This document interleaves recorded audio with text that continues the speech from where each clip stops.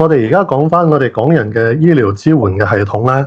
喺我哋大灣區呢度嘅好多養老設施咧，佢哋都會有對應嘅三甲醫院嘅綠色通道嘅。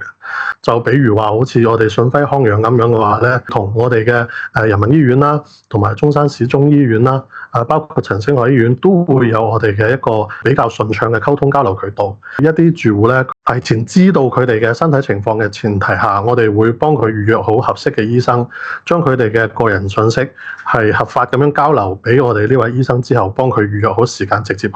咁就減少好多我哋排隊等候各方面嘅問題啦。要做一啲 MRI 嘅檢查，咁我哋亦都可以提前幫佢約好時間，唔係話縮短到1-2個星期，而係可以將佢縮短到1到2日。咁高端醫療服務嘅話，大灣區嘅高級嘅養老機構，佢哋都會有同體檢中心各方面嘅合作嘅。我哋亦都會有一個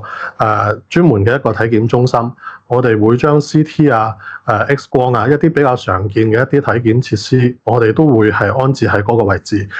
就醫陪診嘅話咧，住戶佢去睇醫生嘅時候，我哋可以幫佢攞咗檢驗單翻嚟，我哋會有專門嘅護士直接同佢做個解讀。好多時候我哋好多人喺內地睇醫生，佢哋會覺得醫生解釋得比較複雜，佢哋冇辦法好直接咁樣去理解。咁而家就可以通過我哋就醫陪診呢一方面咧，就減少好多佢哋呢方面嘅困擾啦。